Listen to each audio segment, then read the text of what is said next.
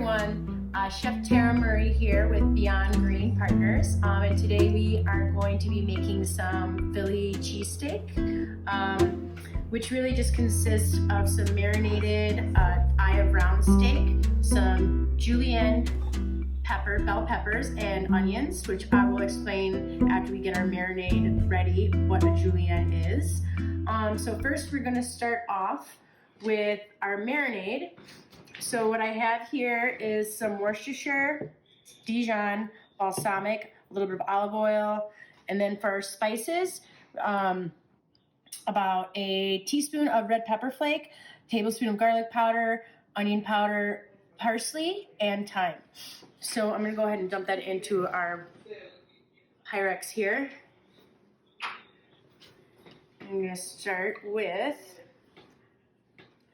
let's do a quarter cup of balsamic.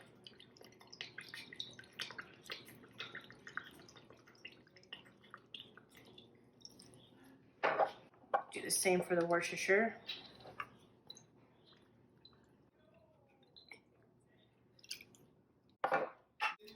Do about 3 tablespoons of Dijon, and then a quarter cup of oil.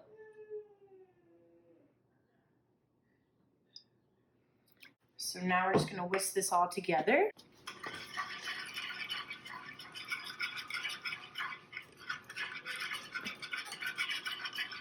So next step is to slice up our steak, and we want to cut this as thin as possible and against the grain. You can see the grain right here.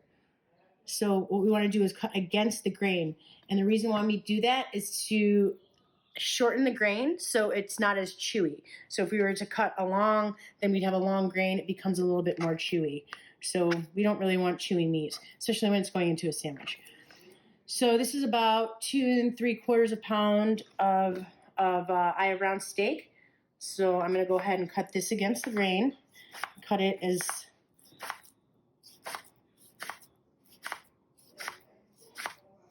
thin as possible.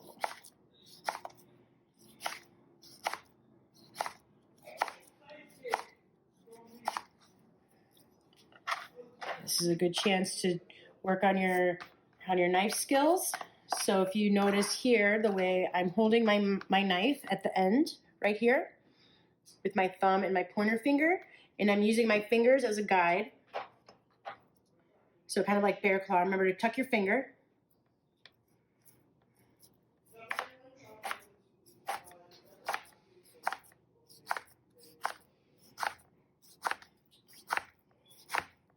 So you can see this is probably about 1/16 of an inch, 1/8 of an inch. Very, very thin.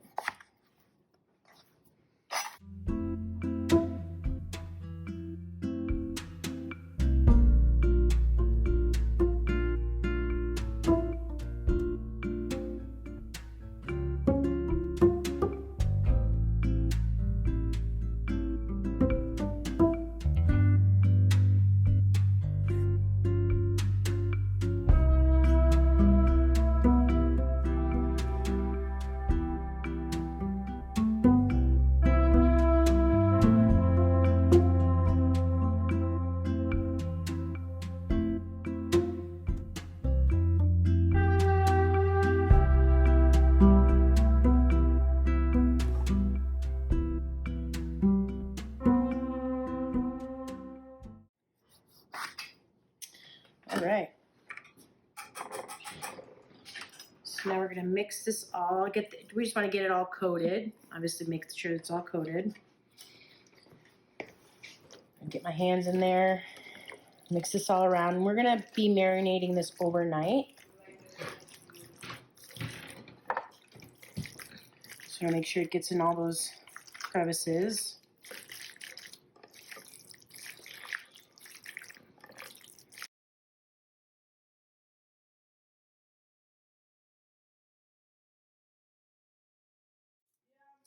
So now that our round steak is thoroughly coated with our marinade, I'm going to go ahead and wrap this in plastic. I'm going to kind of put it down on the surface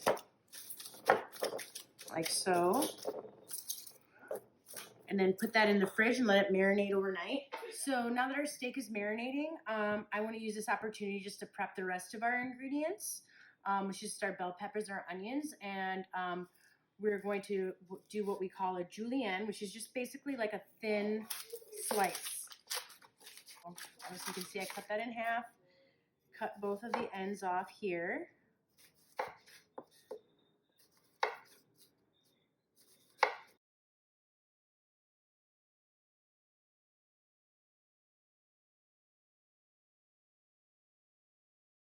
So now that I have two halves, I'm going to try to curve my knife, or I am going to curve my knife. I would like you to try this. Kind of around, so I'm going to be following the natural curvature of the onion, okay? So start just like so.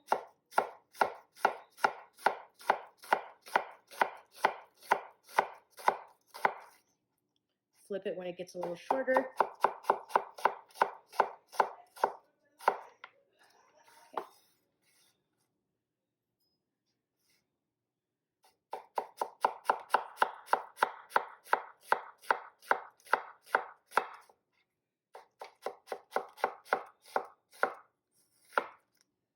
All right, so that's all done. We'll set that aside. Actually, I'm going to put that in a bowl, because this is all going to just get cooked together, so we can mix this all together. And then when it's time to cook and assemble our Philly cheesesteaks, we have everything ready. Our mise en place, if you remember that keyword from our last cooking videos. Get rid of all of this stuff. Ooh, spicy, Annie, my eyes are burning. So people always ask me how you prevent an onion from burning your eyes.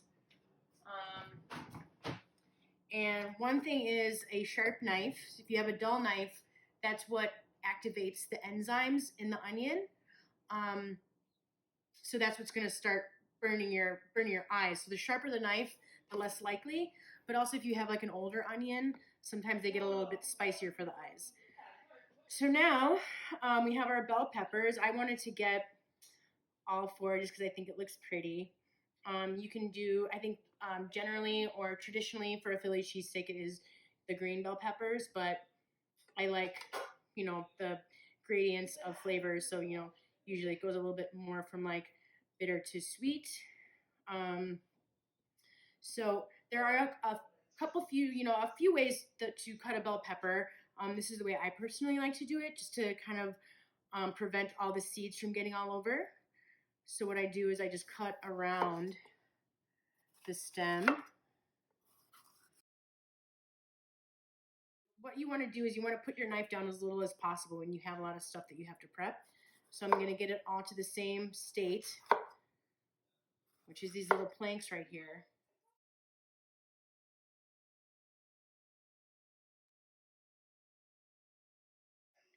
So then I do want to get this little white part out because that tends to be a little bitter.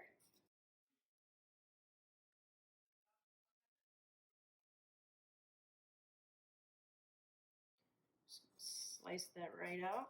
Always remember to get your finger out of the way. Looks good.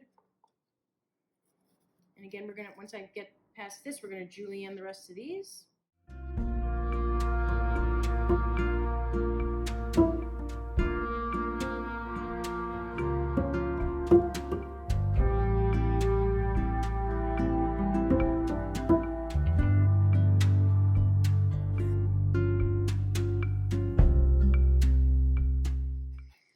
All right, so now it is time to julienne our peppers.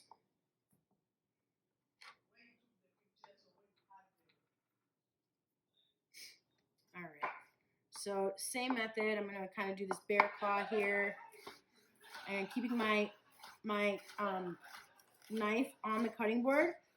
I'm pretty much just sliding back and forth. Okay, so it's just this motion here. And you see that it's going to go by much faster now that I have everything ready to go when I'm ready to julienne it, instead of having to put my knife down do something else, put my knife down. You know, we just want to get this over with.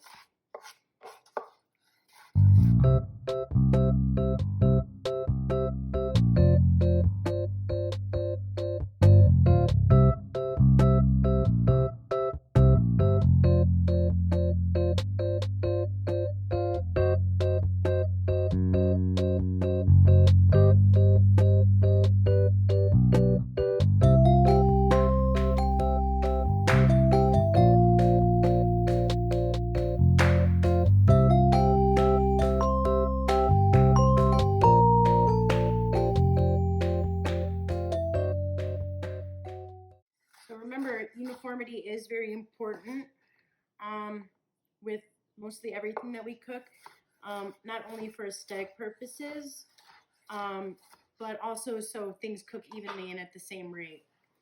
Okay, so we're all done. So then once our meat is finished marinating, we're gonna saute up our onions and our bell peppers. We're gonna saute up our beef. We're gonna toast our rolls. I got these little mini French rolls, and then some provolone cheese. So we'll be back when our meat is done marinating. Our meat here has been marinating overnight. So all we're gonna do is cook everything up. I have our mini French rolls that I want to toast. So what we're going to do, I have a little bit of melted butter here, so I'm just going to brush these a little bit and get those ready to put in the oven.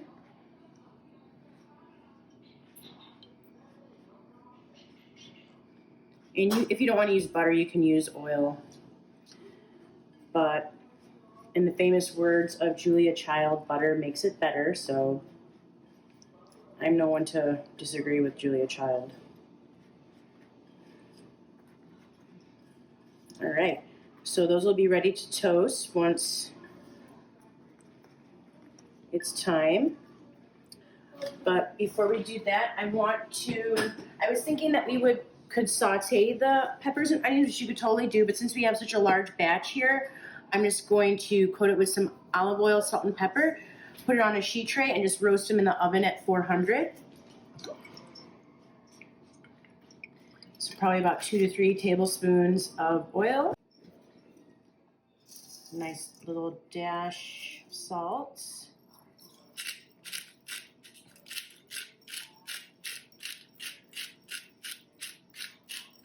And pepper.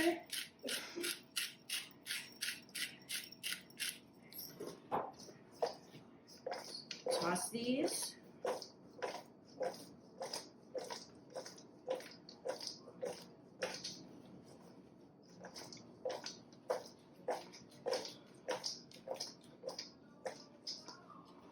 All right, and then one layer. Hold on, we gotta pick up this onion before my assistant here eats it, because onions are toxic to dogs. So when we're roasting, we want to have a pretty thin layer, single layer, otherwise it will kind of steam.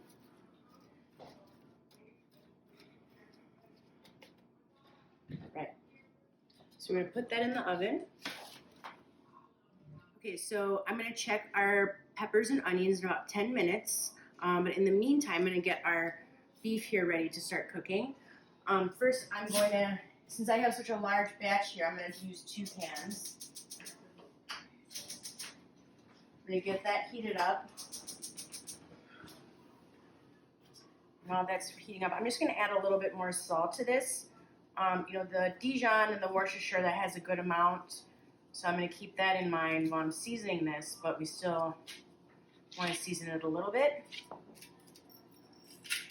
Probably just about a teaspoon. A bit of pepper. Got a glove here. Just going to mix this around.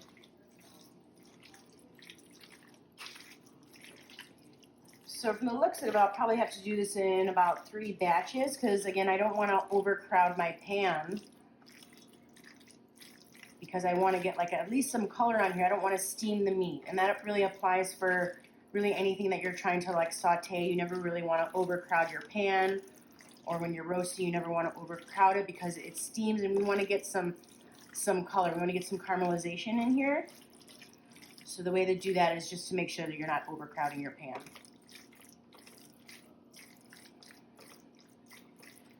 So you can see my setup over here. I got 2 pans that are heating up, and then I got this landing pad for all of my cooked meat. So we're gonna add, there is a little bit of olive oil in here, but I'm just gonna add maybe about a tablespoon, it looks like I'm almost out here, of oil.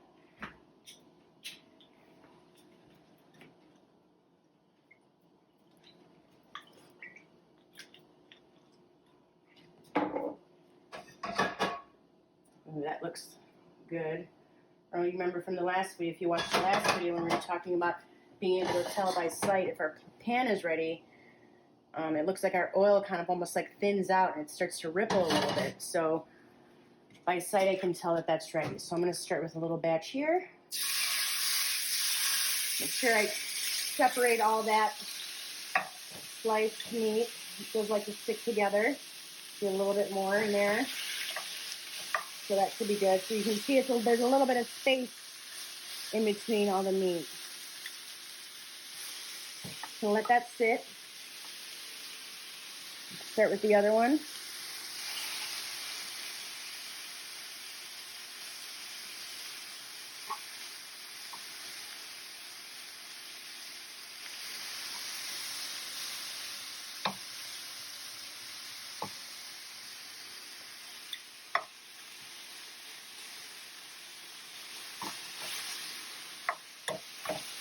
You see, we already got some good color going.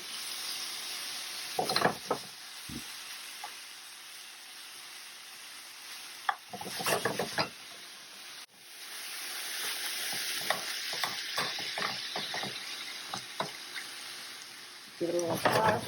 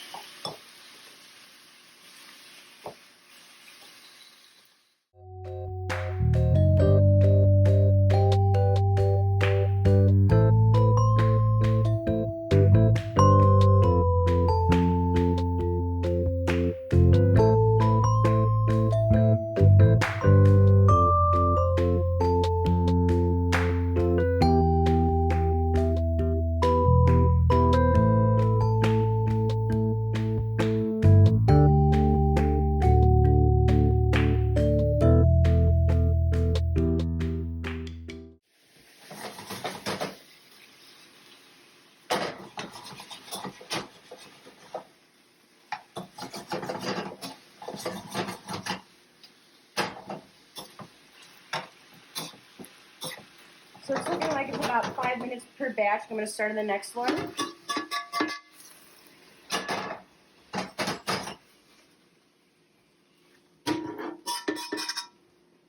Add a little bit more oil.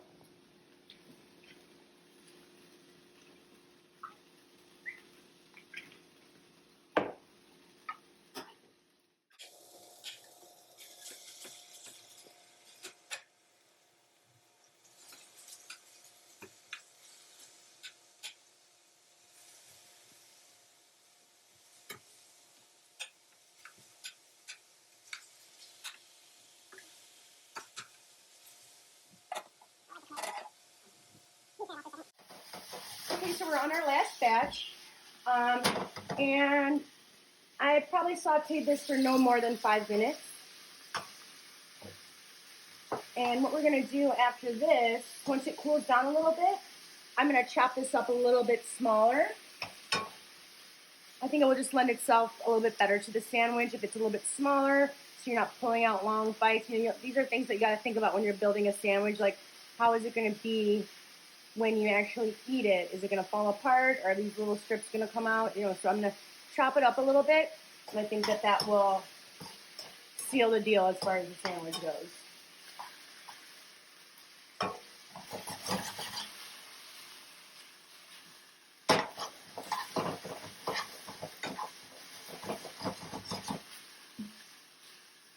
I also checked our peppers. You can take a look over here in the oven. I don't want to let too much heat out, but those are still going. Those are going to be a little bit longer. I turned the heat up actually to 425. So 425 is usually a good general rule of thumb for roasting any vegetables. That's going to help get the kind of like caramelization and color that you want. And that really applies to, in my opinion, all vegetables. You want to roast it about 425. All right, we're good on that. So once that cools, I'm just going to chop that up. Wait for our peppers to be done. And then we can toast our bread and we can start building our sandwiches. We're going to top it with a little provolone cheese. If you don't like provolone, you can use mozzarella, you can use white cheddar. And then we'll throw it back in the oven to melt the cheese. And then our sandwich will be ready. Okay, so we're going to check on our peppers. I don't think they're fully done yet, but one thing I do like to do is just give it a little stir around, because you'll notice that some parts are getting a little crispier than others. So to prevent that, we just want to give it a quick stir. We're almost there. Let's say another 5 minutes. So it will probably be about 20 minutes that we're roasting these. And if you remember from previous videos, if you watch previous videos, I always do 10 minutes, check, rotate, stir, whatever I need to do, and then back in the oven. People always say, how long? And I say, when it's ready.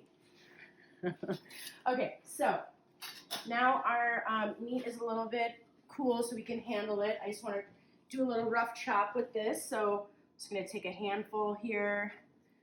And if you remember doing the bear claw, when we talked about doing the bear claw,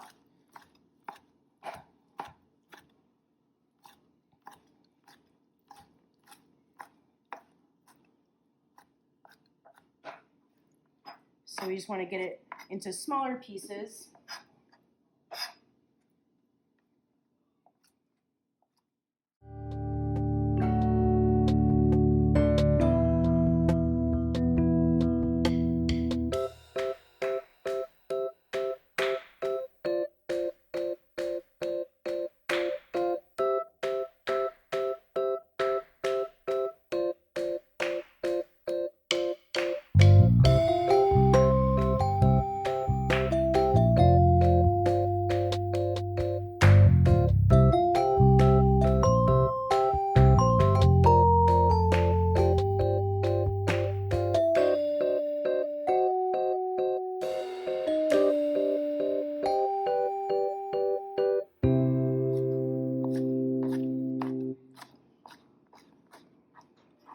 And also, you know, round steak isn't the most tender cut of meat, so cutting it smaller kind of helps with that too. And also, you know, with the fact that we did marinate it overnight, that's going to break down a lot of the, you know, tendons and stuff like that. Okay, so while we're waiting for our peppers to finish, there's just probably a few more minutes on that. We're going to toast our bread. And a lot of the reason why the very simple reason why we toast the bread is just so it can hold up to kind of like a more moist marinated meat. Unless you like soggy bread, in my opinion, there is a place for soggy bread and it's called Italian beef, but this is a Philly cheesesteak, so. We're just gonna put that in the oven and look at that little toasty, just so we can firm it up so it can stand up to like all of our beef, our peppers and stuff like that. So it will just probably be a few more minutes. All right, so we're gonna grab our peppers out of the oven. Nice and tender. I always like to put any hot pans or sheet trays on a towel when I'm putting on a surface, just because it will, if you move this and someone comes and touches it, it's very hot. And our bread here. Just a couple more minutes for our bread. All right, so everything's ready, so now we can start building. I got my little building station here. So I got my beef, my peppers, and my provolone cheese. So I'm just gonna take probably about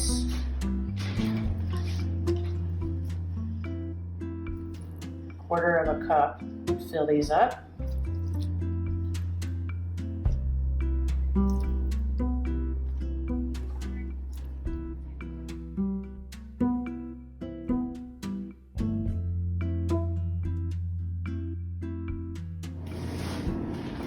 then next our pepper and onion mix.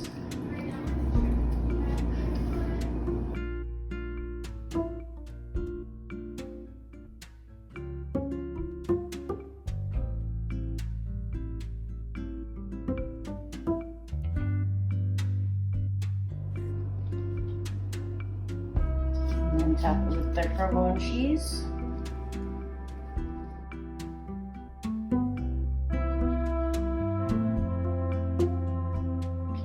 Then we're going to put this back in the oven, have the cheese melt a little bit.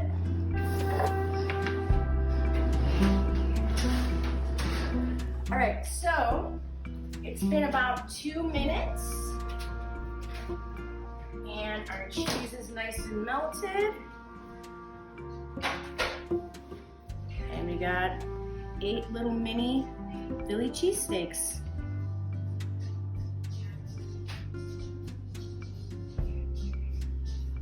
All right, everybody, thanks for joining us. I hope everybody's staying safe and sane out there. Take care.